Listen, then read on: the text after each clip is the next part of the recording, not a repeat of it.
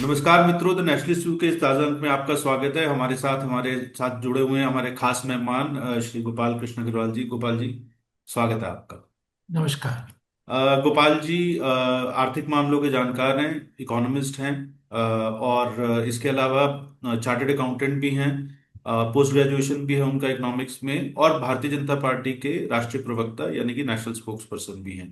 आज हम गोपाल जी से बात करेंगे। हाल ही में भारत और ब्रिटेन के बीच एक फ्री ट्रेड एग्रीमेंट साइन हुआ है। वैसे तो उसका जो फुल फॉर्म है उसे CETA कहा जाता है, comprehensive economic and trade agreement. लेकिन एक आम भाषा में हम उसे मुक्त व्यापार समझौता कहते हैं। मैं उसका थोड़ा सा संक्षिप्त परिचय देकर और फिर हम गोपाल जी से इस पूरे FTA के बारे में थोड़ा समझने की कोशिश करेंगे, क्योंकि ये थोड़ा सा जटिल मामला भी है, और इसको कई तरीके से इंटरप्रेट किया जा सकता है। लेकिन ये एक बड़ी उपलब्धि भी है जो भारत ने साइन किया, और अभी अमेरिका से बात चल रही है, इसलिए सबकी नजरें जो है वो फ्री ट्रेड एग्रीमेंट के ऊपर टिकी हुई हैं। तो भारत और ब्रिटेन के बीच ये जो व्यापक आर्थिक और व्यापार समझौता CETA, जिसे आमतौर पर मुक्त व्यापार समझौता यानी फ्री ट्रेड एग्रीमेंट कहा जाता है, भारत के वाणिज्य और उद्योग मंत्री श्री पीयूष गोयल और ब्रिटेन के व्यापार और वाणिज्य राज्य मंत्री जोनाथन रेनॉल्ड्स, उन्होंने 24 जुलाई को यह समझौता लंदन में साइन किया। और उस समय जब यह समझौता साइन हुआ तो भारत के प्रधानमंत्री श्री नरेंद्र मोदी और ब्रिटेन के प्रधानमंत्री श्री कीर स्टारमर, उनकी उपस्थिति में यह समझौता संपन्न हुआ। इस समझौते का महत्व आप इस बात से भी समझ सकते हैं कि इसे लेकर लगभग 3 से 3.5 साल इस पर नेगोशिएशंस, आपस में चर्चाएं चली। और ये बातचीत लगभग जनवरी 2022 में शुरू हुई थी, और मई 2025 में कमोबेश सिद्धांत रूप से सब सहमति बन गई, और उसके बाद 24 जुलाई को विधिवत रूप से इस समझौते पर साइन हुआ।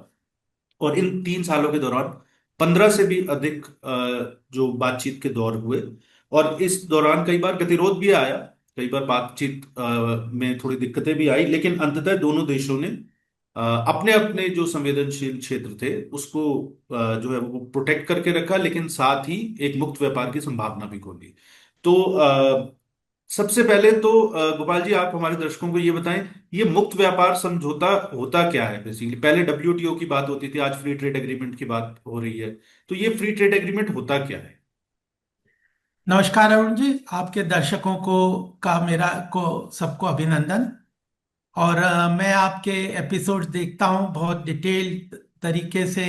किसी भी विषय को गहराई से समझने के लिए जो आजकल एक गैप इलेक्ट्रॉनिक मीडिया में आ गया है, उसको फिल करने के लिए बहुत अच्छा माध्यम है, क्योंकि सुपरफिशियल डिस्कशन होने लगते हैं और किसी उसी पे डिबेट होने लगता है कि पहले तो इंफॉर्मेशन ही पूरी नहीं है और लोग counter argument argument counter argument करने लगते हैं।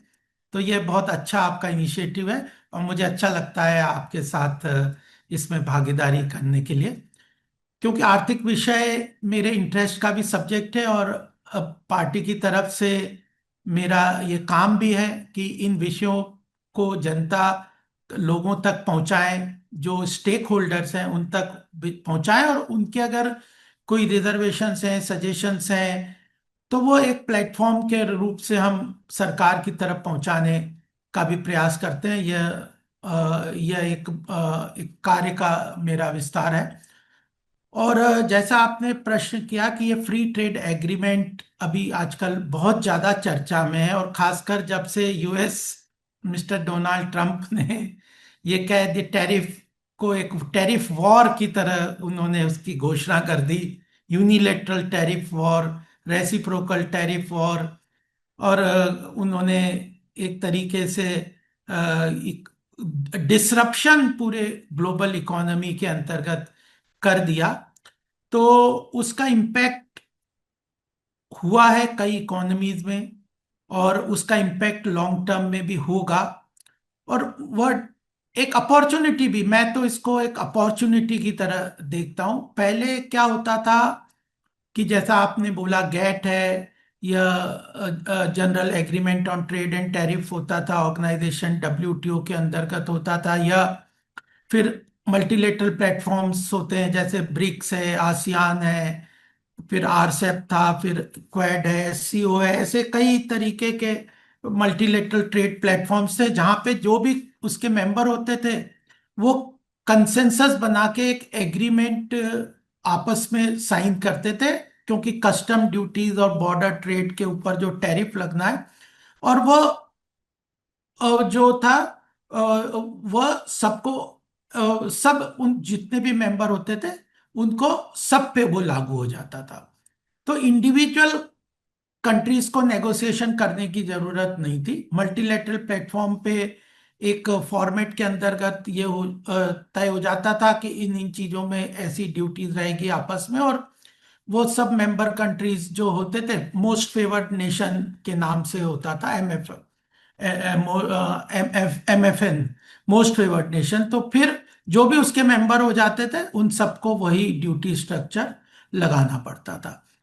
लेकिन उसके कारण कई बार फायदा भी हुआ कि एक बार नेगोशिएशंस में वीक कंट्रीज को उसका फायदा होता था। जो बायलेटरल एग्रीमेंट में अगर कोई स्ट्रांग कंट्री के साथ आप नेगोशिएट नहीं कर पा रहे, तो क्योंकि उसकी बार्गेनिंग पावर बहुत ज्यादा है, तो आप वीक कंट्रीज को, डेवलपिंग कंट्रीज को उसका फायदा मिलता था, सभी को मोस्ट फेवर्ड नेशन के अंतर्गत। लेकिन धीरे धीरे, क्योंकि ये जो मल्टीलेटरल प्लेटफॉर्म्स थे ये वीक होते गए और लोगों को लगा कि इसमें हमारा, मान लो हमारा बांग्लादेश के साथ एक तरीके का एग्रीमेंट होना है, चाइना के साथ दूसरी तरीके का होना है, रशिया अमेरिका के साथ कुछ और होना है, किसी और ट्रेड है, मान लो रशिया के साथ हमारा ऑयल ट्रेड है, लेकिन अब सभी के साथ वो उस तरह से नहीं होगा। तो इसलिए लोगों को, कंट्रीज को ये लगा कि इसमें हमारे सारे इंटरेस्ट जो है वो इनकॉर्पोरेट नहीं होते, तो धीरे धीरे बायलेटरल ट्रेड एग्रीमेंट होने लग गए कि ठीक है, डब्ल्यूटीओ का तो मेंबर है ही हम, लेकिन हमने यूएस के साथ बायलेटरल ट्रेड एग्रीमेंट कर दिया, ये कर दिया, इस तरह से होने लग गए। और उसी का एक ऑल्टरनेटिव नाम भी है फ्री ट्रेड एग्रीमेंट। मतलब बायलेटरल ट्रेड एग्रीमेंट में तो टैरिफ वगैरह का कोई डिफाइन नहीं है। फ्री ट्रेड का एक तरीके से कि हम टैरिफ को बहुत कम करेंगे यूनि बायलेटरली, और नेगोशिएट करके टैरिफ को दोनों रिड्यूस करेंगे ताकि दोनों कंट्रीज का आपस में ट्रेड बढ़ जाए। तो फ्री ट्रेड एग्रीमेंट जो है वह यही है कि अगर हमने यूएस अभी यूके के साथ किया है, तो हमने सेक्टोरल लेवल पे हमने आपस में टैरिफ जो पहले एग्जिस्ट करते थे उन टैरिफ को डिफाइन करा है कि अब आने वाले पीरियड में, इसमें लॉन्ग टर्म पीरियड भी है, 10 साल भी है, 20 साल भी है, 30 साल का भी वो है, कि ये रोड मैप है कि हम टैरिफ को इस लेवल से यहाँ तक ले जाएंगे, इस प्रोडक्ट में आपके हम प्रोडक्ट अलाउ करेंगे इतने टैरिफ पे, और हमारे आप करेंगे। फिर उसमें कई में कोटा भी आइडेंटिफाई कर दी है, कि जैसे यूके को कहा है कि हमने आपकी 20,000 गाड़ियों को, 22,000, 20,000 गाड़ियों को इंपोर्ट करेंगे ओवर नेक्स्ट 5-10 ईयर्स। तो वो कोटा भी डिफाइन कर दिया है कि अगर आप हमारे पे एक्स नंबर ऑफ व्हीकल हम इंपोर्ट करेंगे तो हमारे आपको 4x व्हीकल्स आपको इंपोर्ट करने पड़ेंगे। तो इस तरह का ये फ्री ट्रेड एग्रीमेंट है। और जब से ट्रम्प साहब ने ये करा है उसके बाद ज्यादा से ज्यादा कंट्रीज ने ये सोचा कि एक तो काउंटर करना है, डिसरप्शन भी हो गया है, और अपने बायलेटरल जो बार्गेनिंग पावर है और इंटरेस्ट है उसको मैच करने के लिए अब ये फ्री ट्रेड एग्रीमेंट ज्यादा पॉपुलर हो गए। बट हम ये भी मानते हैं, हमारी सरकार भी मानती है कि कई चीजों में ये एक एक कंट्री, अब मान लो यूएन में 193 कंट्रीज हैं। अब आप 193 कंट्रीज से तो एक एक करके तो नहीं सबके के साथ एग्रीमेंट कर सकते। कुछ मेजर कंट्रीज जिनके साथ अच्छा बड़ा ट्रेड है, जो या ट्रेड और टैरिफ में हमारे साथ अच्छा, उनके साथ आप कर सकते हो। बाकियों को हमने डब्ल्यूटीओ या इन प्लेटफॉर्म्स के थ्रू ही रखना चाहिए। और वीकर, क्योंकि इंडिया यह भी कोशिश कर रहा है कि हम एमर्जिंग इकोनॉमीज, डेवलपिंग इकोनॉमीज की लीडरशिप के रूप रोल भी हम अदा करें। साउथ जो है, ग्लोबल साउथ की भी लीडरशिप हम अदा करें। अफ्रीकन कंट्रीज के भी इंटरेस्ट को वॉच करे। और हमारी तो हरदम ये पद्धति भी रही है वसुधैव कुटुंबकम। तो उसके लिए हम लोग यह भी कोशिश करते हैं कि ये मल्टीलेटरल प्लेटफॉर्म जो है वो पूरी तरह से डिफंक्ट ना हो। लेकिन यूएस इस बात पे आमदा है कि ये मल्टीलेटरल प्लेटफॉर्म्स जो हैं उनके माध्यम से हम नहीं चलेंगे। अ, ये जो समझौता हुआ है, इसकी ऐसी क्या खास चीजें हैं जिससे कि भारत को फायदा हो? देखिए, इसके लिए थोड़ा ऐतिहासिक रूप से अरुण जी मैं आपके सामने कुछ बातें रखूंगा। क्योंकि जब ट्रेड एग्रीमेंट हो रहा है तो गिव एंड टेक होता है। ऐसा तो हो नहीं सकता दो लोग नेगोशिएट कर रहे हैं कि सारा कुछ हमें ही फायदा मिल जाए, तो दूसरा कंट्री क्यों करेगा। तो बार्गेनिंग होती है इन चीजों में। और दोनों के इंटरेस्ट, कुछ हमने इंटरेस्ट को बार्गेन किया तो हमने कुछ इंटरेस्ट अपना गेन भी किया। तो 100% केवल इंडिया का ही फायदा होगा ऐसा नहीं है, यूके का भी फायदा होगा। लेकिन मतलब दोनों का ही फायदा है बेसिकली जो है। दोनों का फायदा। और ऑब्जेक्टिव ये है कि हमारा अगर $56 बिलियन का हमारा अभी यूके के साथ बायलेटरल ट्रेड है, जिसमें $11 बिलियन का, US डॉलर्स का हमारा सरप्लस है, तो हम इसको $100 बिलियन तक लेके जाएं। तो अगर डबल हो जाएगा तो ट्रेड से हमारी इंडस्ट्री को फायदा होगा। और हमारे यहाँ सर्विसेज भी इसमें इंक्लूड है, मैन्युफैक्चरिंग भी इंक्लूडेड है। सभी तरह के रिसर्च डेवलपमेंट के लिए ह्यूमन कैपिटल का भी आदान प्रदान भी इसमें इंक्लूडेड रहता है, लेबर का भी सारा रहता है। तो इन सब चीजों में हम लोगों ने आपस में नेगोशिएशन करके ये किया है। दूसरी बात मैं ये भी आपके सामने बहुत स्पष्ट रूप से रखना चाहता हूँ, ये लोगों के सामने अच्छी तरह से बात जानी चाहिए कि ये ये जो यूके से बात चल रही है, 2 दशक से चल रही है ये बात। 2 दशक पहले ये यूपीए के टाइम पे ये बात हुआ था कि हम यूके के साथ एक एफटीए साइन करेंगे, बीटीए साइन करेंगे। लेकिन उसके बाद अड़चनें आती रही। और स्ट्रॉन्ग विल पावर चाहिए होता है, लीडरशिप भी चाहिए होती है। डोमेस्टिक जो कंपल्शंस हैं, ये डोमेस्टिक नैरेटिव्स को भी आपको डेमोक्रेसी में उनको समाहित करके उनको भी काउंटर करके आगे बढ़ना होता है। हमने देखा कि कैसे डब्ल्यूटीओ साइन करने के वक्त एक बड़ा मुहिम चला था कि हमें डब्ल्यूटीओ साइन नहीं करना चाहिए। लेकिन बाद में हम लोगों ने साइन किया जब सर्विस इंडस्ट्रीज और एग्रीकल्चर भी डब्ल्यूटीओ के पार्ट हुए, केवल मैन्युफैक्चरिंग नहीं हुआ। तो इंडिया का क्योंकि उसमें डोमिनेंस था, इंटरेस्ट था, तो वो फायदा भी हुआ, हमने साइन भी किया। तो ये 20 साल से, 2 दशक से ये चला था, लेकिन किसी न किसी कारण से कर नहीं पाए। बीच में यूपीए ने क्या किया कि आसियान कंट्रीज जो लगभग 11 कंट्रीज हैं, जिसमें साउथ ईस्ट एशियन कंट्रीज ज्यादा हैं, चाइना जिसकी लीडरशिप करता है, उनके साथ, आसियान कंट्रीज के साथ हमने बीटी, ये जो फ्री ट्रेड एग्रीमेंट साइन कर लिए। अब ये 2010, 6 और 10 के बीच में ये साइन हुए। उसका इम्पैक्ट क्या हुआ, उसका ये कंट्रीज हैं जैसे बांग्लादेश, इंडोनेशिया, मलेशिया, ये जो, और ये जो वियतनाम, फिलीपींस, ये जो कंट्रीज हैं, ये जो प्रोडक्ट बनाते हैं, भारत के कॉम्पिटिटिव कंट्रीज माने जाते हैं। यानी उन्हीं प्रोडक्ट को यह भी मार्केट करना चाहते हैं, उन्हीं प्रोडक्ट को यह भी मैन्युफैक्चर करना चाहते हैं, उन्हीं में इनकी स्ट्रेंथ है, जिसमें सिमिलर टू इंडिया है। जैसे बांग्लादेश है तो टेक्सटाइल में हम भी बहुत बड़ा काम करते हैं। बांग्लादेश ने पीछे आ रहा था कि बांग्लादेश ने हमसे ज्यादा एक्सपोर्ट करना शुरू कर दिया। तो ये जो कॉम्पिटिटिव कंट्रीज थे, इनके आसियान कंट्रीज के साथ एफटीए कर लिया। उसका नुकसान क्या हुआ कि इन कंट्रीज को हमारा जो लार्ज मार्केट है उसका फ्री एक्सेस मिल गया। और चाइना ने अपनी मैन्युफैक्चरिंग फैसिलिटीज को इन कंट्रीज में स्टेब्लिश करना शुरू कर दिया। और उन कंट्रीज में कंट्रीज ऑफ ओरिजिन का जो कॉन्सेप्ट है वह उतना ज्यादा स्टेब्लिश नहीं हुआ, क्योंकि पता नहीं चलता कि मान लो चाइना से ओरिजिनेट हुआ है कंट्री, और उसके बाद उसने असेंबल और वो करके इंडोनेशिया में कर दिया, फिलीपाइंस में कर दिया, तो ये तो पता नहीं चलेगा कि वो वहां पे बना है या चाइना से ओरिजिनेट। तो कंट्री ऑफ ओरिजिन का कॉन्सेप्ट तो ले आए, बट वो उतना ज्यादा इम्पैक्टफुल उसको इंट्रोडक्ट उसको इम्प्लीमेंट करना बहुत मुश्किल था।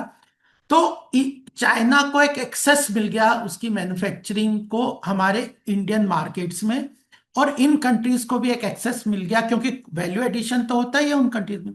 तो हमारी मैन्युफैक्चरिंग को बड़ा नुकसान हो गया, और हमारी मैन्युफैक्चरिंग को काफी ज्यादा उसमें एक नेगेटिव जो हुआ, डिस्रप्शन हुआ और काफी नुकसान हो गया। और हमारी मैन्युफैक्चरिंग, एमएसएमई खासकर, ये सब चीजें, ये जो इंडस्ट्रीज है, उसको नुकसान हो गया।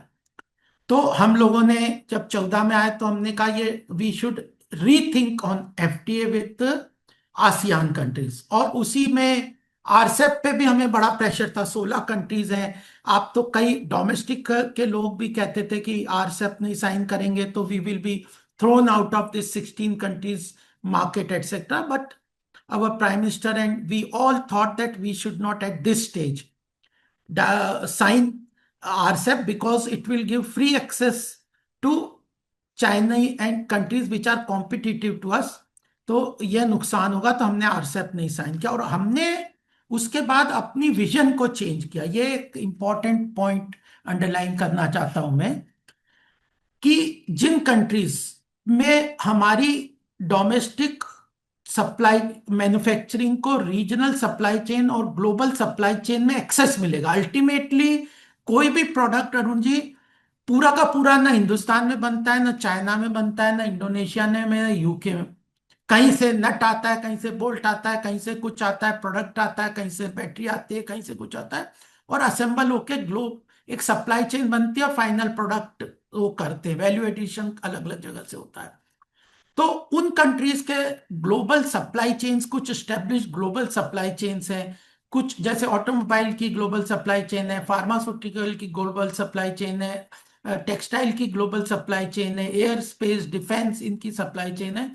तो हमने कहा इन कंट्रीज के साथ हमें अपने को ट्रेड एग्रीमेंट करना चाहिए जो ग्लोबल सप्लाई चेन के साथ अलाइंड है, रीजनल सप्लाई चेन के साथ अलाइंड है, और हमारी मैन्युफैक्चरिंग इंडस्ट्रीज, हमारी सर्विस इंडस्ट्रीज, हमारे जो ये जो वेरियस इंडस्ट्रीज हैं, वो उनके साथ अलाइन हो जाए। तो ये कौन सी कंट्रीज हैं?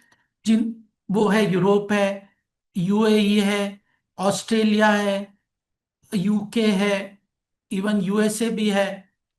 तो इन जो डेवलप्ड इकोनॉमीज हैं उनके साथ हमारी जो मैन्युफैक्चरिंग है सेक्टर, वो इनके साथ अलाइन हो जाए, इनकी सप्लाई चेन में अलाइन हो जाए। और जिन जो कंट्रीज हमारे कॉम्पिटिटिव सप्लाई चेन को सपोर्ट मतलब पार्टिसिपेट करती है, उनके साथ हम विड्रॉ कर लें। और इसका बड़ा फायदा, ये ये एक है, विजन भी है और ये एक डायरेक्शन भी है, जिसका मुझे लगता है कि लॉन्ग टर्म में जो आज हम देखते हैं कि हमारी इकोनॉमी बड़ी स्ट्रांग है, वो मल्टीपल कारणों से है। क्योंकि मैन्युफैक्चरिंग बहुत मजबूत है। आज हमारा आप देखिए ऑटोमोबाइल, हम ग्लोबल सप्लाई चेन के साथ बहुत अच्छी तरह से इंटीग्रेट हो गए। फार्मास्यूटिकल में हमारी इंडस्ट्री बहुत अच्छी तरह से इंटीग्रेटेड है, ग्लोबल लेवल पे वैक्सीन के ऊपर इंटीग्रेटेड है।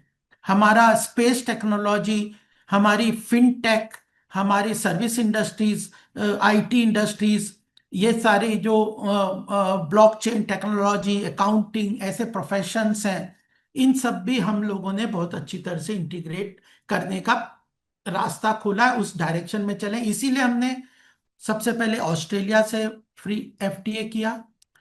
हमें कोल की आवश्यकता थी, कोल हमारे एनर्जी के लिए बहुत जरूरी था। ऑस्ट्रेलिया में कोल बहुत है, हमने कोल के इंपोर्ट के लिए ऑस्ट्रेलिया के साथ एग्रीमेंट किया।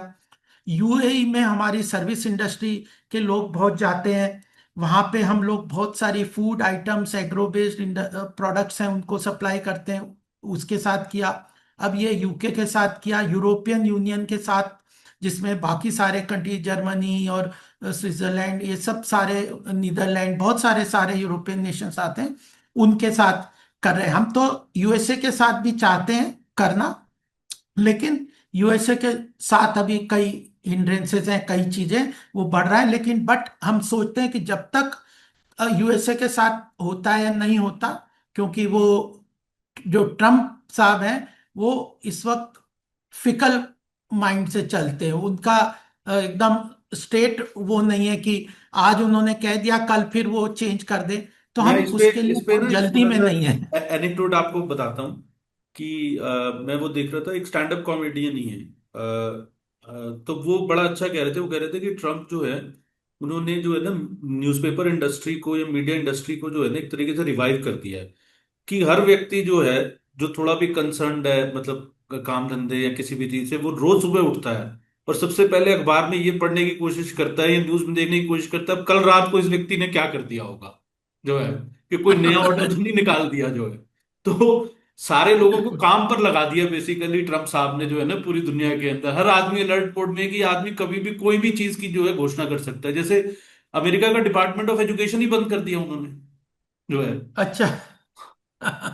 तो मतलब ये एक जो है, बट हाँ, ठीक है, वो उनका वो एक, प्रेडिक्टेबल नहीं है, हाँ, अनप्रेडिक्टेबल है, unpredictable and I think he is consistent using नहीं इट है। As a strength basically to strengthen. वो ठीक है, ऑब्वियसली अमेरिका के प्रेसिडेंट है तो अमेरिका के इंटरेस्ट को देखेंगे ही, और वहां के इलेक्टेड प्रेसिडेंट हैं, जो है। तो बहरहाल, बट हाँ, तो आप प्लीज कंटिन्यू करिए। और मैं एक और चीज इसमें जानना चाहता हूँ, आपने भी एक हाल में आर्टिकल भी लिखा था, और उसमें आपने खासकर एक चीज की बात की कि ये फ्री ट्रेड एग्रीमेंट करने से पहले भारत ने पूरी तैयारी की, और तैयारी की हमारे जो माइक्रो, मीडियम और स्मॉल एंटरप्राइजेस जो हैं, जिनको हम micro, small and medium enterprises, जिसको हम एमएसएमई कहते हैं, यानी कि जो बेसिकली छोटे लेवल के जो हमारे यूनिट्स हैं, और खासकर मैन्युफैक्चरिंग वगैरह के फील्ड में जो हैं, तो वो पहले जब भी कोई एग्रीमेंट होता था तो वो सबसे ज्यादा जो है उनके ऊपर खराब प्रभाव पड़ता था। लेकिन आज उनके ऊपर जो है वो सबसे ज्यादा शायद एडवांटेज उठाएंगे इस चीज का। यहाँ वो इतने स्ट्रेंथन है कि दे कैन, मतलब अगर कुछ थोड़ा बहुत झटका लगता भी है, तो ये जो तैयारी हुई है इसके बारे में थोड़ा सा, इस पॉइंट पे आप थोड़ा सा जरूर बताएं।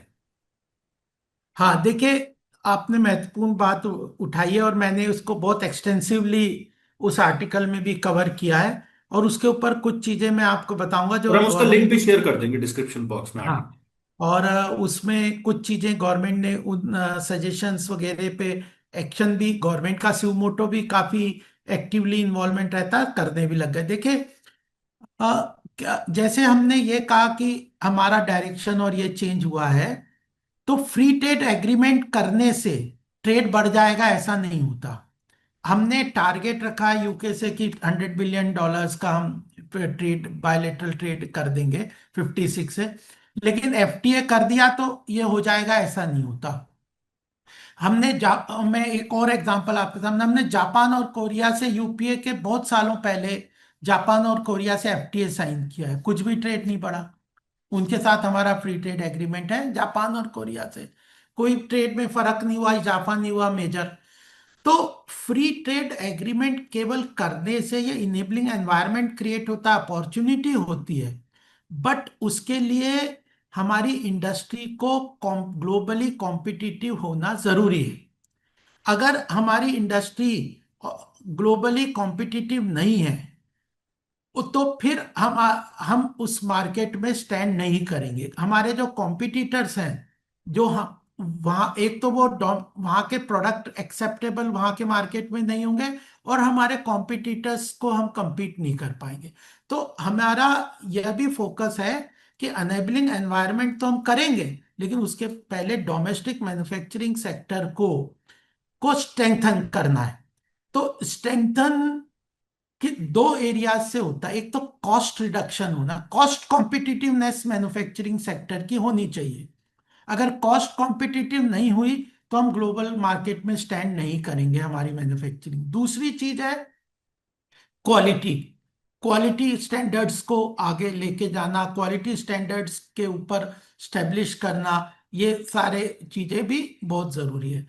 अब जो कॉस्ट कॉम्पिटिटिवनेस कैसे आएगी, जो आपका प्रश्न है, सबसे बड़ी बात है कि एफटीए हम साइन करते जाएंगे, करते रहेंगे, लेकिन हम जानते हैं कि जब तक हमारी मैन्युफैक्चरिंग सेक्टर इन दो एरियाज में स्ट्रेंथन नहीं होगी, हम एफटीए का फायदा नहीं उठा पाएंगे। इसलिए हम लोगों ने इस बात पे पीछे पिछले एक दशक में काफी कोशिश की है मोदी जी ने कि हम कॉस्ट कॉम्पिटिटिवनेस के रूप में अपनी इंडस्ट्री को स्टेब्लिश करें। उसमें कॉस्ट कॉम्पिटिटिवनेस में फैक्टर्स ऑफ प्रोडक्शन जो हैं, मेजर है, लैंड है, पावर है। कोई भी मैन्युफैक्चरिंग सेक्टर के लिए किसी को आसानी से समझ आ जाएगा, जमीन चाहिए, इलेक्ट्रिसिटी, पावर चाहिए। उसके बाद उसको माल, कच्चे माल की आवाजाही की कॉस्ट है, और प्रोड्यूस माल की आवाजाही की कॉस्ट है, लॉजिस्टिक कॉस्ट जिसको कहते हैं, लैंड, लेबर, और जो ट्रांसपोर्टेशन, ये चीजें मेजर, और पावर, ये चार पांच चीजें, और रॉ मटेरियल वगैरह चाहिए जो अवेलेबिलिटी। तो हमारे पास लेबर की अवेलेबिलिटी अच्छी है, एबंडेंट है, कॉस्ट भी हम इफेक्टिव है। हमारे यहाँ पे logistic cost, transportation of raw material और फिनिश प्रोडक्ट, ये काफी ज्यादा था। ग्लोबल स्टैंडर्ड अगर आप देखें तो हमारी logistic cost of transportation is quite high. हमारा लॉजिस्टिक सेक्टर का इंडस्ट्री जो है वो लगभग 16% जीडीपी में कंट्रीब्यूट करता है।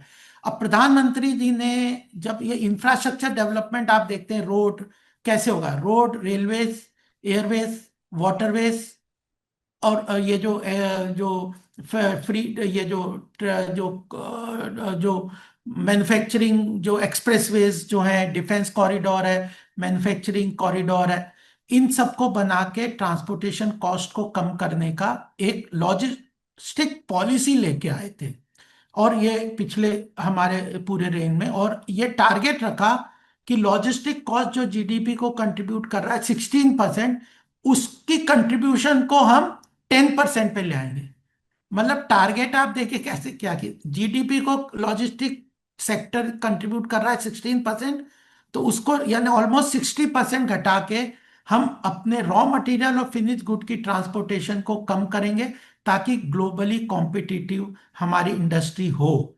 एक ये। दूसरा, जो जीएसटी ने भी इस पे बहुत बड़ा कंट्रीब्यूशन किया है। जो आपने सुना होगा कि टोल, मल्टीपल टोल पे दो दो तीन ट्रक खड़े रह जाते हैं।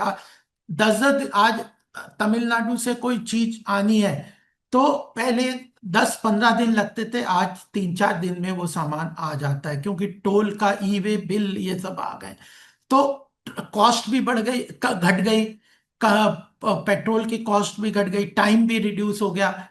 पोर्ट को बहुत डेवलप कर रहे हैं, waterways, sewage, Airways, freight corridor, और ये सारी चीजों को। तो एक तो लॉजिस्टिक कॉस्ट कम कर रहे हैं। दूसरा, पावर के सेक्टर, ये न्यू लॉजिस्टिक पॉलिसी है जिसके अंतर्गत ये सारा काम हो रहा है। इसमें मल्टीपल बेनिफिट ये हो रहा है कि एक तो इंफ्रास्ट्रक्चर कॉस्ट, जब सरकार इंफ्रास्ट्रक्चर डेवलप करती है तो उसमें स्टील, सीमेंट, कंस्ट्रक्शन इक्विपमेंट और लेबर, इन सब का डिमांड इकोनॉमी में बढ़ता है, और लिक्विडिटी भी मार्केट में बढ़ती है, और लॉजिस्टिक, तो यह डबल बेनिफिट हो रहा है। तो लॉजिस्टिक पॉलिसी एक लेके आए। पावर सेक्टर में रिन्यूएबल एनर्जी, एथेनॉल ब्लेंडिंग, और ये जो ग्रीन एनर्जी, इसके माध्यम से जो ट्रांसमिशन का पूरा इंफ्रास्ट्रक्चर है जिसमें बहुत लीकेजेस थे, उन सबको कम करने का सरकार ने उस इंफ्रास्ट्रक्चर को रिन्यू करके, स्ट्रेंथन करके, कॉस्ट ऑफ पावर को रिन्यूएबल एनर्जी, क्योंकि 70% of our energy consumption is imported, oil is imported. तो 70 to 80%, तो उसको renewable energy, solar energy, green energy, CNG, इन सब के एनवायरमेंटल भी वो बेटर है, और एनवायरमेंटल कॉस्ट भी उनकी कम है, तो इस तरह से एनर्जी की कॉस्ट को कम किया। लैंड रिफॉर्म्स एक एरिया है जो कॉम्प्लिकेटेड है। हमारी सरकार ने कोशिश की थी लैंड रिफॉर्म्स को लाने के लिए, लेकिन किसानों की समस्या को, क्योंकि इकोनॉमिक डिसीजन तो मल्टीपल स्टेक होल्डर्स के इकोनॉमिक इंटरेस्ट को रिकंसाइल करना होता है, तो उसमें थोड़ी दिक्कत हुई। लेकिन सरकार ने उसके लिए ये किया कि सबसे बड़ी आवश्यकता होती लैंड पूल की, तो एक नेशनल पोर्टल बनाया लैंड पूल का, और उसमें स्टेट्स को कहा कि जो आपके पास लैंड अवेलेबल है वो आप उस पे पूल पे आप नेशनल पोर्टल पे आप डाल दीजिए, लैंड बैंक्स बना दिए। और ग्लोबल लेवल पे कोई लार्ज इंडस्ट्री किसी को भी चाहिए तो वो गौर उसमें वह वहां से लैंड की अवेलेबिलिटी देख लेगा, और वो चीजें मल्टीपल जो परमिशंस थी उसको सिंगल विंडो स्टेट लेवल पे, क्योंकि ये जो मैन्युफैक्चरिंग में ना जो लास्ट माइल कनेक्टिविटी है उसमें स्टेट का रोल ज्यादा है। जहां तक सेंटर का रोल था उसमें बहुत सारी सरकार, हमारी सरकार ने काम कर दिया। जीएसटी के माध्यम से, इंफ्रास्ट्रक्चर के माध्यम से, पोर्ट के माध्यम से, कस्टम ड्यूटी टैरिफ को इक्वलाइज करके जो उनके प्रॉब्लम्स थे। इन्वर्टेड ड्यूटी स्ट्रक्चर, कई बार होता है कि इन्वर्टेड ड्यूटी स्ट्रक्चर के बड़े प्रॉब्लम थे कि रॉ मटेरियल पे तो आपने हायर ड्यूटी लगा दी, फिनिश गुड पे कम लग गई। तो अगर कोई ने रॉ मटेरियल इंपोर्ट करके कोई चीज अपने देश में किसी मैन्युफैक्चरर को बनानी है, तो उसको वो वो रॉ इंपोर्ट तो रॉ मटेरियल महंगा कर रहा है, तो और उसके साथ कॉम्पिटिटिवली फिनिश गुड उससे सस्ते में इंपोर्ट हो रहा है। तो इन्वर्टेड ड्यूटी स्ट्रक्चर्स को जीएसटी के अंदर भी इसको भी कम किया है, कॉर्पोरेट टैक्स को कम किया है, इंडिविजुअल टैक्स को कम किया है, जीएसटी के अंदर इनडायरेक्ट टैक्स को कम किया है। यह चीजें की, और कॉम्पिटिटिव फेडरलिज्म को स्टेट्स को, क्योंकि बहुत बड़ा रोल स्टेट्स का है, परमिशन देनी है ये करना, तो उनको भी एनकरेज कर रहे हैं कि आप स्टेट का ईज ऑफ डूइंग बिजनेस का मॉडल तैयार किया है, जैसे ग्लोबल लेवल पे कंट्रीज का होता है। तो आप उत्तर प्रदेश में, मैं रहता हूं, मैं आपको एग्जांपल दूं कि 2017 में हमारी सरकार आई थी, बीमारू राज्य में उत्तर प्रदेश था, आज ईज ऑफ डूइंग बिजनेस में दूसरे पायदान पे देश में आ गया है। और उद्योग मित्र जो उत्तर प्रदेश का जो पोर्टल है, उसमें सारी इंफॉर्मेशन इंडस्ट्री लगाने के लिए, परमिशन के लिए, पेमेंट रिलीज रेंट देने के लिए, एक्सटेंशन के लिए, नक्शा पास करने के लिए, everything has to go through that Udyog Mitra, and no subjectivity intervention. ये सब है कि दौड़ भाग करना, तो ये सब चीजें सरकार कर रही है। उसके साथ क्रेडिट अवेलेबिलिटी सेंटर बहुत, आरबीआई के साथ जो प्राइम रेट है उसको भी काफी कम करते जा रहे हैं। वेरियस मुद्रा लोन, ये जो है स्टैंड अप जो स्कीम्स हैं, फिर वेंडर्स है, ये सारी चीजों के साथ सरकार काम कर रही है। और तो पावर के कॉस्ट कम करने का प्रयास किया है, लैंड की अवेलेबिलिटी और उसको स्ट्रीमलाइन करने का काम सरकार ने स्टेट के थ्रू पुश अप करने का काम किया है। फिर उसके साथ परमिशंस वगैरह को स्ट्रीमलाइन किया, टैक्सेशन को बहुत ज़्यादा ऑनलाइन चीज़ें करी हैं, टैक्स को भी रिड्यूस किया है।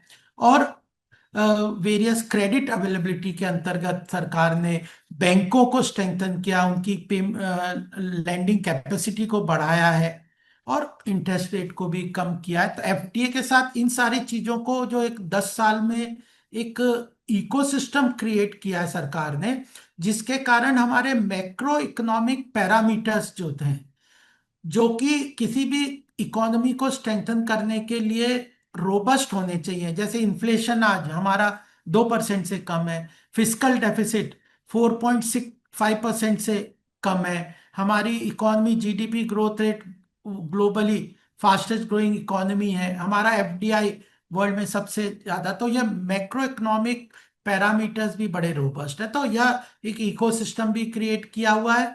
और उसके साथ ये एफटीए भी किया हुआ है, मैन्युफैक्चरिंग को काफी सपोर्ट भी कर रहे हैं, और इसी कारण स्पेस टेक्नोलॉजी में कई स्टार्टअप आ रहे हैं, और जो डिफेंस में कई स्टार्टअप आ रहे हैं जो बड़े सक्सेसफुल हो रहे हैं। तो ये सारा जो बेसिक इकोसिस्टम इनेबलिंग एनवायरनमेंट कर रहे हैं, तो सरकार इस चीज में ये जो अभी एक दो चीजों में और काम करना है, वह ये है कि हम लोग उस पे फोकस भी कर रहे हैं कि ये जो ग्लोबल स्टैंडर्ड्स का जो रेस्ट्रिक्शन होता है, जिसको कहते हैं नॉन टैरिफ बैरियर्स लगा देते हैं, कि आपने कार्बन एमिशन के लगा दिए, या आपने दूसरी तरह की चीजों के लेबर को रेस्ट्रिक्शन लेके लगा लगा दिए। देते हैं कि आप, हाँ, जैसे हमारे यहाँ नॉन, पे परंपरा है कि जो ट्रेडिशनल क्राफ्ट है वो आप अपने बच्चों को परिवार सिखाते हैं जो चले आ रहे होते हैं, और वो एक हाँ कल्चरल, हमारी एक जो है वो कल्चर में रूटेड है।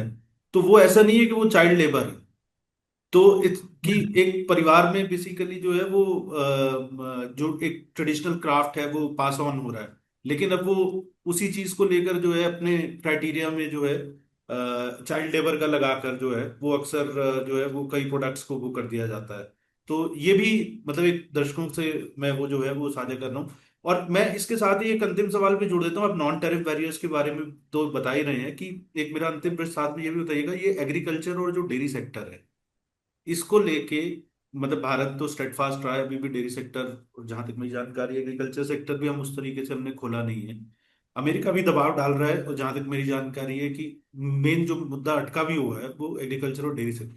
मैं एक मैं इसमें नहीं जाऊंगा कि, लेकिन ये हमारे एग्रीकल्चर और डेयरी सेक्टर को जो है ये क्यों इतना जो है कोवेटेड है, और क्यों हर जो देश है अपने प्रोडक्ट्स बेसिकली इसके अंदर जो है वो एंटर करना चाहता है।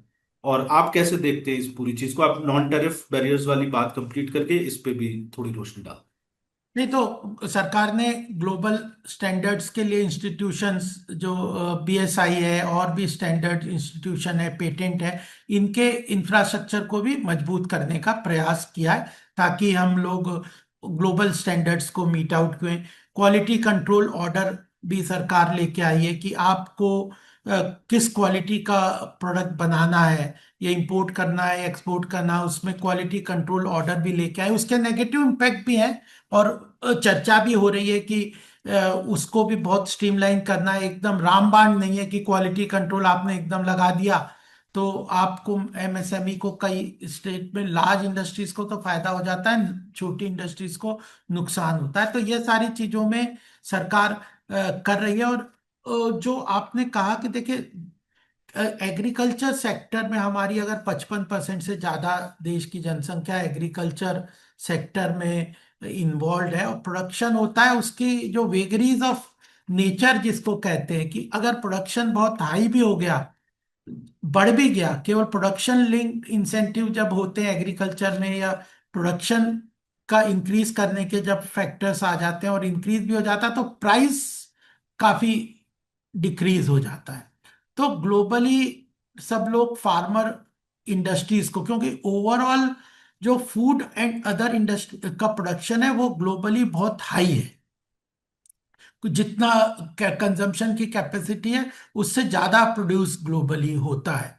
तो ज्यादातर कंट्रीज में, डेवलप्ड कंट्रीज में, इंडिया में भी, तो उसके लिए सब अपने डोमेस्टिक मार्केट में डंपिंग ना हो फूड आइटम्स की, इसलिए डोमेस्टिक एग्रीकल्चर सेक्टर के किसानों को, क्योंकि फूड सिक्योरिटी के लिए जरूरी है, अगर प्राइस गिर गया, किसान लोगों ने प्रोड्यूस करना छोड़ दिया, तो फिर जैसे पोटैटो में देखा, अनियन में देखा कि हमने कई बार खबर देखते हैं कि उनने सड़कों पे फेंक दिया, क्योंकि प्रोडक्शन तो बहुत हुआ लेकिन प्राइस इतना गिर गया कि वायबल ही नहीं है ट्रांसपोर्टेशन के बाद।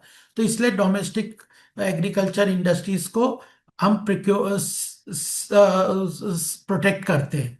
लेकिन जो अब यूके के साथ जो हमारा एग्रीमेंट हुआ ना अरुण जी, उसमें हम इसलिए ये तो बेसिक हमने जो मैंने आपको सारा बताया कि एफटीए क्या फायदा है, क्या विजन है, कैसे हमने स्ट्रेंथन करना है। तो और हम एक और लेवल पे बहुत काम कर रहे हैं जिस पे हम लोग भी काफी सरकार को फीडबैक देने का प्रयास करते हैं, वो है कि आप ग्लोबल अनसर्टेनिटीज हैं। हमने यूएस की बात की और भी चाइना की भी अनसर्टेनिटी, कभी वो रेयर अर्थ मेटल को रोक देता है, कभी कंटेनर को वेस्ट एशिया वो में रोक कॉन्फ्लिक्ट देता चल है, रहा है पूरा। कई बार सैंक्शन लग जाते हैं, ऑयल लीक करता है। तो ग्लोबल अनसर्टेनिटीज तो है, लेकिन हम डोमेस्टिक अनसर्टेनिटीज को तो रोक सकते हैं।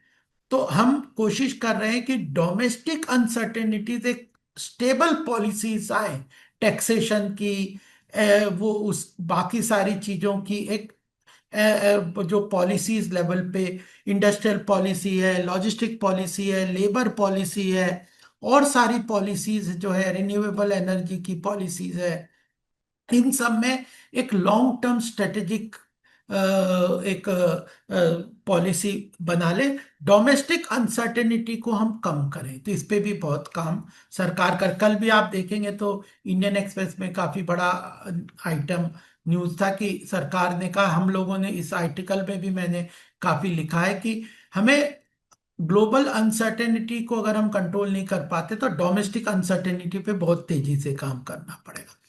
तो इन सब का एक भूमिका के बाद सबसे बड़ी बात होती है कि ये जो फ्री ट्रेड एग्रीमेंट हमने यूके से किया है, और इसका टारगेट $56 बिलियन से लेके बढ़ा के हमारा बायोलेटरल ट्रेड को 100 बिलियन करना है। और यह एक तरीके से लैंडमार्क एग्रीमेंट होगा कि इस जब एक बार एक इमेज भारत की बढ़ के आई है कि हमने एक we want a global trade to develop. हम जो एक कई बार कई कंट्रीज ने कि India is a high tariff country, India is a closed economy, ये बात नहीं है। बट हमने अपनी डोमेस्टिक इंटरेस्ट को पूरी तरह प्रोटेक्ट किया है। अगर यूके को हमने एक्सेस दिया है तो वो उन सेक्टर्स में दिया है जहां पे हमारे पास बहुत बड़ा उसका ट्रेड, जैसे हमने स्कॉच विस्की है, या जो ऑटोमोबाइल इंडस्ट्री में ईवी के अंदर है, जिन इंडस्ट्रीज में हमारा बहुत बड़ा कैपेसिटी ऑफ प्रोडक्शन नहीं था या बहुत बड़ा कंजम्पशन हमारे देश में नहीं था, उन इंडस्ट्रीज में हमने उनको मार्केट एक्सेस दिया है। और हमारा एग्रीकल्चर, हमारा जो एम है कि कृषि क्षेत्र में है, किसानों की आय बढ़ानी है, तो एग्रो प्रोडक्ट में ऑलमोस्ट हमने 99% ऑफ प्रोडक्ट्स, जो कि टेक्सटाइल एंड क्लोथिंग है, लेदर एंड फुटवियर है, जेम्स एंड ज्वेलरी है, फार्मास्यूटिकल्स है, एग्रीकल्चर एंड एलाइड सेक्टर है, फिर सर्विसेज है। सो उन चीजों, इन एरियाज में almost 99% of the items we have been able to negotiate and reduce the duty which UK will charge to 0%। 100% duty waive off किया है मतलब इन ड्यूटी फ्री सारे एक्सेस है एरिया। बेसिकली। हाँ, तो मैं आपको कुछ इसका इम्पैक्ट बताता हूं जो कि सबको समझना पड़ेगा। टेक्सटाइल एंड क्लोथिंग में एक तो एग्जांपल आपके सामने दूंगा। यूके का मार्केट साइज है almost $30 billion textile and clothing में। इंडिया का इसमें प्रोडक्शन पोटेंशियल है $33.86 बिलियन का पोटेंशियल है। हम यूके को कितना एक्सपोर्ट कर रहे हैं अभी? $1.73 बिलियन। यूके का टेक्सटाइल मार्केट है $30 बिलियन का। हमारा $33 बिलियन का, $34 बिलियन का पोटेंशियल जो कैपेसिटी है, पोटेंशियल टू एक्सपोर्ट, और हम यूके को कह रहे हैं 1.73%। अब इसमें हमने जीरो ड्यूटी ले ली। इसमें जो ड्यूटी थी, जो काफी हाई थी, 12% की ड्यूटी थी यूके जो लेता था, वो अब 0%। तो हम अब पोटेंशियल हमने ओपन कर दिया है। अब टेक्सटाइल इंडस्ट्री का काम है कि वो उसको बेनिफिट ले। ऐसे बहुत सारे प्रोडक्ट हैं, जैसे मैंने नाम दिए, लेदर एंड फुटवियर में 16% था। इसमें यूके का जो मार्केट पोटेंशियल है $10 बिलियन का है, और इंडिया का जो प्रोडक्शन पोटेंशियल है एक्सपोर्ट का, वो $5.5 बिलियन का, और हम एक्सपोर्ट अभी यूके को कर रहे हैं 0.47। तो अपॉर्चुनिटीज गैलोर।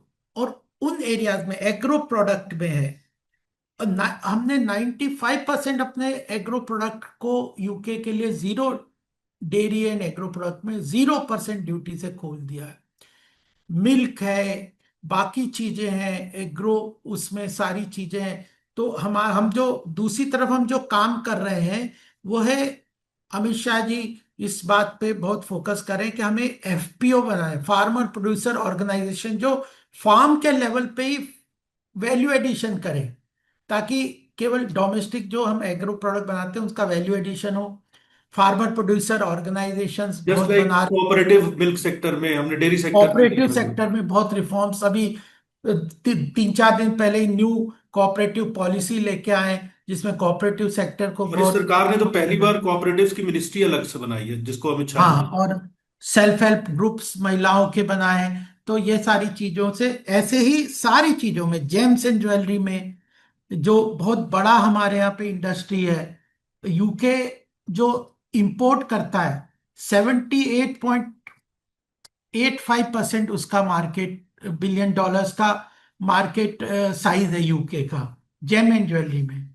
हमारा जो एक्सपोर्ट पोटेंशियल है वो $33 बिलियन का है, और हम 0.57 ही कर रहे हैं अभी $1 बिलियन का यूके। तो ये सारे चीजों में है, फार्मास्यूटिकल है, एग्रीकल्चर का मैंने बता दिया।